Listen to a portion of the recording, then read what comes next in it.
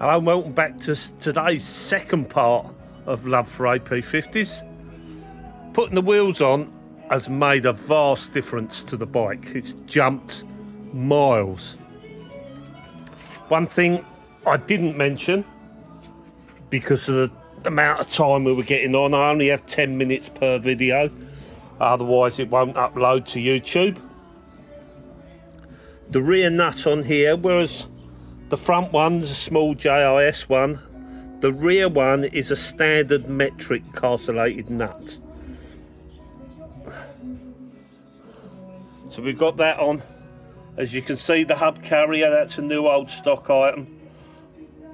The hub itself was the original ones from my blue bike a long time ago. They were powder coated, which I wasn't 100% happy with, because that bike was a 95% new old stock bike. I put another set of hubs on it, but this has still got the new genuine rims, stainless spokes. Now the engine's in. The way you put the engine in is to lay it on the deck, lift the rear of it up, and through this bottom hole, put something like a screwdriver through the mounting points on the engine. That will support it in place. You then make sure you feed the oil pipe into the cavity, otherwise you won't get it through. Don't worry about the magneto wires, because they'll fit in later. You then lift the engine up till the other holes line up, and then put your bolts in.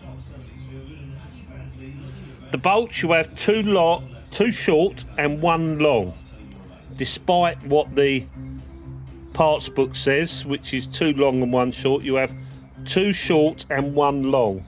The long one goes at the bottom and it's long because it goes through the brake pedal mount. Now, on one of our earlier episodes, I said I fitted the brake pedal stop. Well, I took it off to lift the engine into place in case I damaged any of the paintwork on the engine. It's now back on. This being the long one, the bolt goes through from this side to enable you to put the brake pedal stop on and off. This middle one, which is a short one, goes in from this side so that it doesn't catch on the chain. The top one, for some reason, goes the other way round. Now, I was a bit worried about which way it all went. I've always done it this way and I couldn't remember why.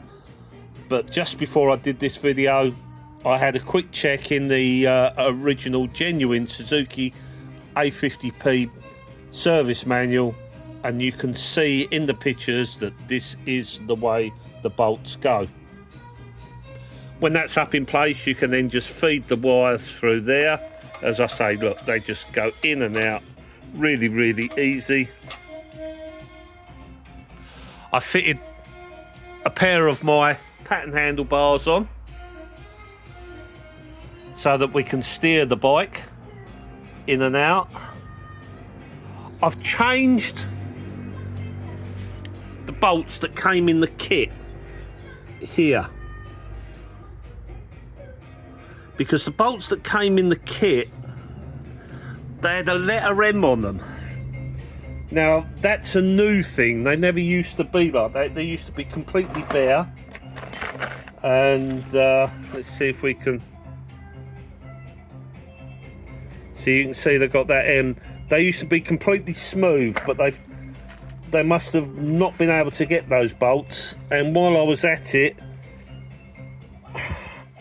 I changed these lock nuts as well. The ones in the kit are a little bit too large. What I've actually fitted on here are Kawasaki bolts, which are exactly the same dimension as the genuine Suzuki ones. I was ordering some parts from Z Parts, so I did that at the same time. Saved me a bit of postage. They're fairly expensive at £5 each, but if you want it to look right, you want it to look right. And now, like I say, there's it's taken a big jump. Now, I did earlier mention also the B model hubs and brake plates. What I didn't mention was that the easy way to tell the brake plates is if you look at this bit on this brake cam. On the B model, they're larger diameter. So if you've got two, it's the larger diameter ones are B model, the smaller ones are N model. You can see the genuine front mudguard. This was a later genuine front mudguard that originally came with a tiny brake cable cage. Trouble with that cage is that it doesn't give you enough slack on the brake cable. So before this was claimed, this is a second-hand item. I had Russell Bratt. He extended the rear because the later one is flat across here,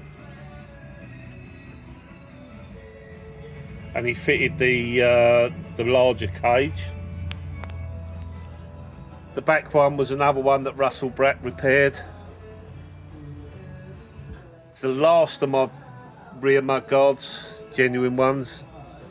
It's that at the rear, that's where I sprayed silver paint inside all the places that the chroming doesn't get. That will get just washed off with thinners so that it leaves it just in the places where it needs it. Same on the front. They never get enough chrome inside these little bits. You get something called nickel blue, which is where it just doesn't go in. Like I say, it's take the big jump, and next I'll be building the exhaust, but I'm not today. I've had enough.